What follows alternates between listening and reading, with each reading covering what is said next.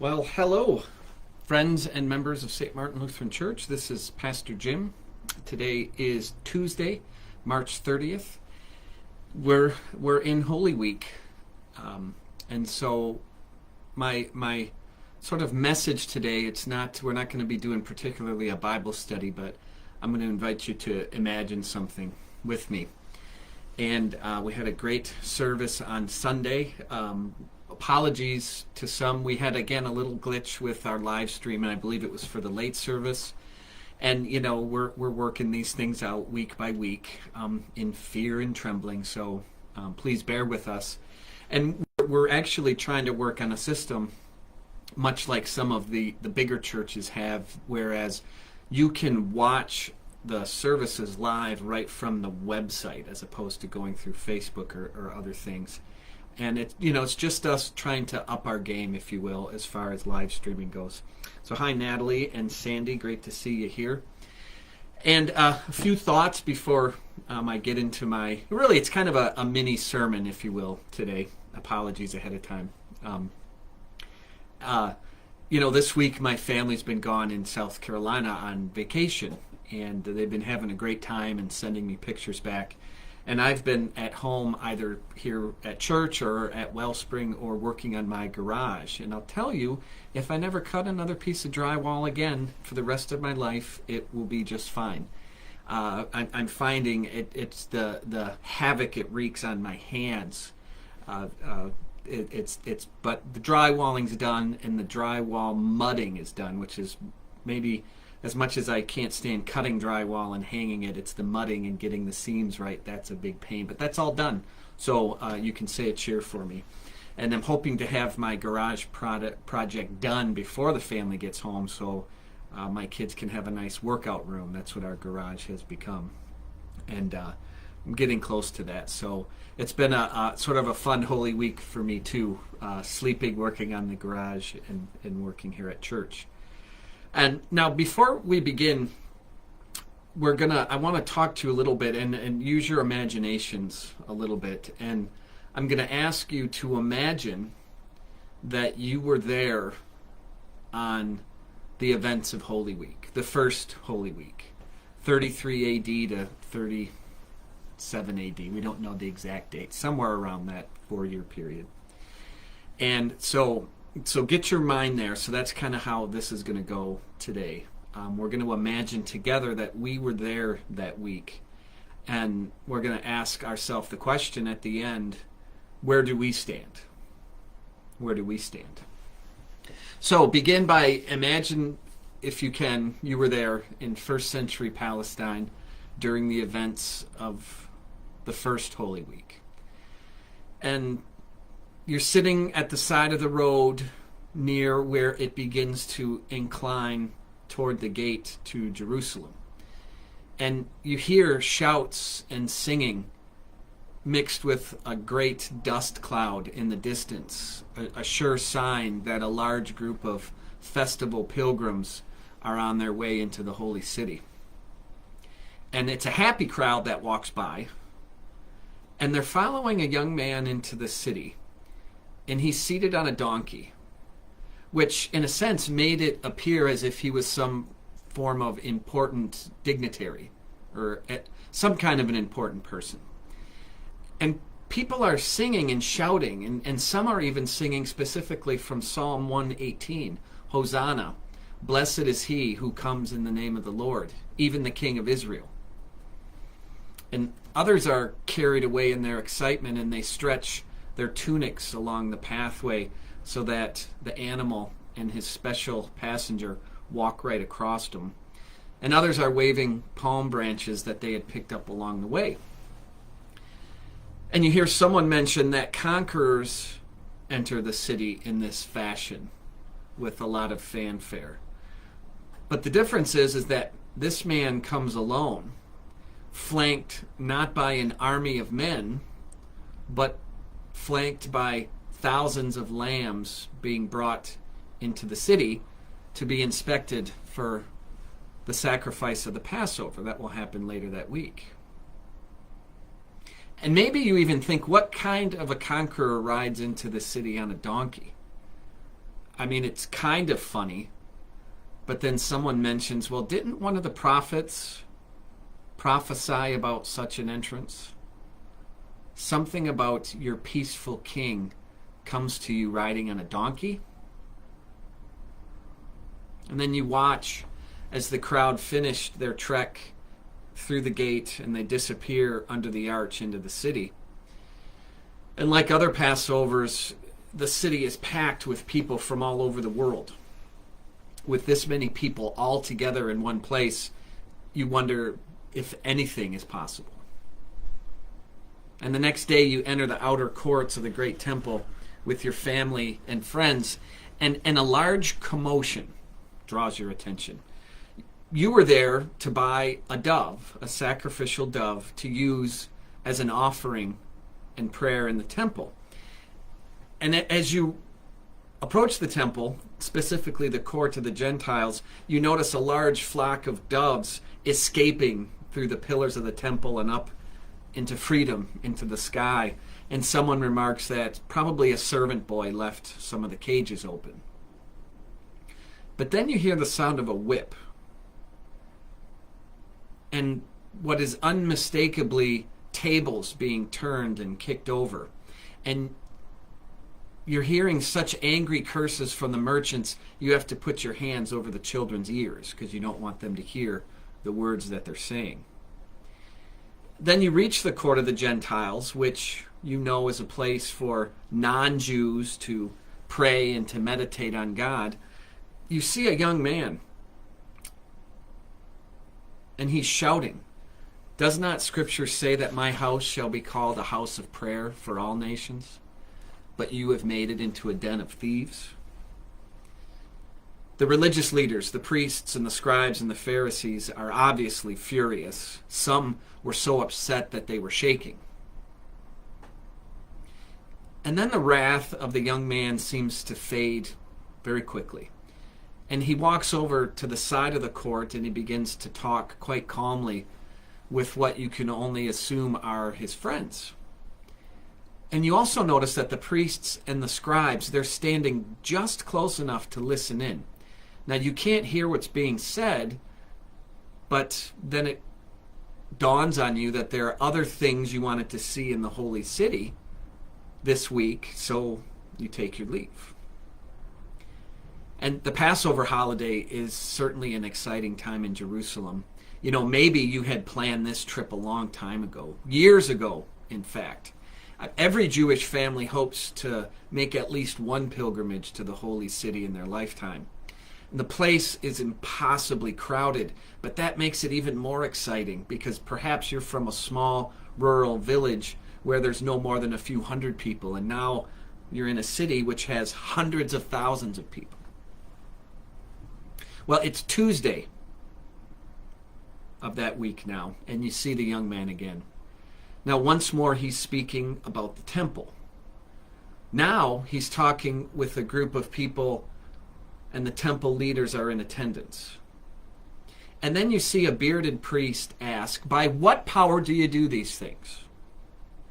Now, it's probably a reference to the turmoil that had been caused in the Gentile courtyard the day before. Now, the young man doesn't answer the question directly, but he counters with a question of his own. And he asks the scribes and the Pharisees about the power of a man named John. That where did John get his authority from? And then the young man said, "If you tell me where John got his authority, then I will tell you where I got mine." And he receives no answer. And then one man breaks through the circle of the temple leaders with a welcoming look on his face and his arms outstretched, and he, with dripping flattery, says, "Master, we know you're from God. We know that you're an honest man, that you teach the ways of God. So I ask you, are we or are we not permitted to pay taxes to the Roman emperor? Should we pay or should we not?" I mean, it's a question that all Jewish people ask at one time or another.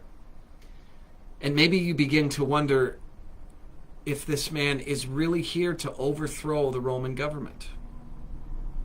I mean, the priests are obviously trying to get him to admit to his political aspirations by telling the Jews that they shouldn't pay taxes. By doing so, he'd become very popular with the crowd, with the masses, but unpopular with the Roman authorities. It seems like he's in a no-win situation here. No matter what he answers, he's going to be in trouble with someone. But then the young man raises his hand and he asks for a coin, and he takes the coin and he shows it around and he asks whose inscription is on it. Of course, everyone knew, so did he. It was the image of Caesar. And well, he responded, "Give to Caesar the things that belong to him." And then his voice raised and he said, "And give to God the things that belong to God." The questioner's warm demeanor dissipates. He scowls and he returns to the group. And then the man's not done with the religious leaders. He turns to them and he says, "Beware of the doctors of the law, who love to walk up and down in long, flowing, beautiful robes, receiving respectful greetings in the streets, and to have the best seats in synagogue and the places of honor at feasts. These are men who eat up the property of widows, all the while saying long prayers for appearance's sake. They will receive the severest sentence." You leave the uncomfortable interaction between this young man and the religious leaders. And maybe even in the back of your mind you feel a little bit bad for them because of the scolding that they had received from this young man. And you return to your lodging for the evening and you start a discussion and you start talking with your friends. Who is this man? Why did he talk as he did and act the way he did? Now, 3 days later, on the eve of the Passover, you found out more about him. The next time you see this man, it's obvious that he's been arrested by the Roman guard, struggling to carry a heavy wooden beam that you know to be the horizontal beam of a criminal's cross. You see a woman old enough to be his mother following closely behind, weeping, doing her best to keep up. The open wounds on his back and his legs and his arms showed that he'd already been severely beaten. He and 2 other criminals were being taken out of the city to be killed, or as the Romans sometimes put it, crucified and then allowed to die. Now, you'd never seen a crucifixion before, and therefore it has a grisly appeal. And you follow the young man at a distance after sending the children away, wanting to spare them this horrific scene. And you follow and watch as they take him to a place called Golgotha, the place of the skull, where they strip his garment, nail spikes into his wrists and through his ankles, and then lift the cross into its place. And you're close enough to hear the flesh from his wrists and his ankles tearing. And it's too much for many in your group, and they have to look away. And then you observe a solitary man standing in front of the central cross where the young man hung. And you try to get close enough to hear what's being said. And the man never took his eyes from the cross, and you were able to catch part of what he was saying. You hear him say, "From around the Sea of Galilee he taught and he healed and he loved the people for whom the world was a hard and brutal place. He loved the people that everybody else discarded. He knew God like no one else. He asked for nothing himself." But the people wouldn't hear, and they laughed. Some listened. He said things like, "Let your life be a candle and put it up on a stand where it can give light. Forgive others as you have been forgiven. And when you pray, say, Our Father." And then the man stopped and he closed his eyes for a moment, looking to the ground. And then he continued, and last night he took the cup and the bread and said to remember him always. And at that moment I walked out, the man said. I betrayed his trust. I did it for 30 pieces of silver, coin with Caesar's face stamped on it. And as you watch this interaction, it didn't make sense what the tearful man was saying. The young man upon the cross must have been a teacher or perhaps a doctor of medicine. But it sounded like he was a new religious leader as well. And the words of this troubled man crystallized what you had been trying to comprehend when you looked into the face of this young man. And all you saw was love and kindness and concern and truth and faith and light. And you saw those things even on the burden of the cross.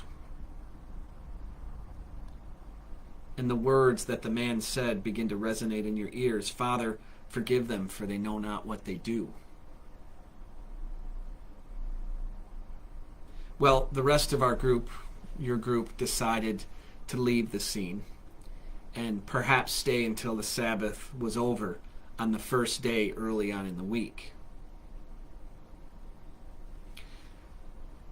So remember that there were people there that week, countless people. Countless people with a variety of stories and experiences. Imagine you were there that first Holy Week. Amongst the people there was the crowds, nameless people in a group. They were the ones who shouted Hosanna and a few days later shouted Crucify. Earlier in the week, the scribes and the Pharisees couldn't stop Jesus because they feared the crowds. Later in the week, Pilate couldn't stop the crucifixion because he feared the crowds. And there was Judas, so disappointed that he struck back, perhaps trying to initiate events of his own accord. There were the other disciples that when they were put under pressure, they ran, not truly comprehending who the master was. There was Peter, who stood strong and bold, and yet he had his weaknesses too. He confessed allegiance, and yet he denied. There was the force of Roman law. There was the intrigue of the Jewish religious authority, threatened and determined to have blood. And there were the women who followed, even to Calvary.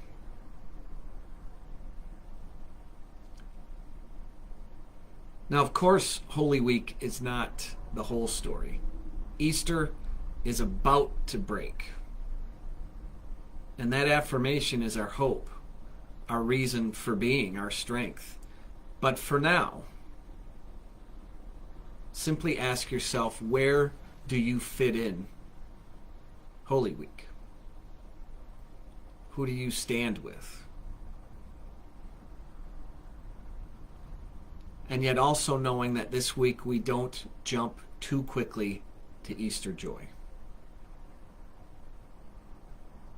We have some steps of the journey to go through before we get there yet. Well, the song that I'd like to perform badly for you is called Were You There? And Were You There? This is an African-American spiritual dated sometime in the 19th century. Many believe just predating the Civil War, so that would be pre-1861. And this hymn, Were You There, was first published in 1899 in a hymnal called Old Plantation Hymns. And you know, the song was taken, many believe, from another song written in Tennessee early on in the 18th century. Have you heard how they crucified my Lord? And it was sort of rewritten to take on a new stance. Were you there when they crucified my Lord? And you know, this song reminds us that, in our story we just went through, imagining ourselves in first century Palestine during the events of Holy Week, that, we who have claimed Christ as Lord of our life, we're part of this thing called the church, right? Which is the believers across the globe, which crosses over denominational boundaries, and it unites us in our shared confession that Jesus is Lord, and not Caesar, and not our country, and not wealth, and not our family, but Jesus is Lord. And the church joins this week in coming and trembling at the foot of the cross. And if we were going to ask ourselves, were you there when they crucified my Lord? Well, maybe we weren't there in person, but we were there because our sin put him there. So in a sense, we were there. At least our sin was.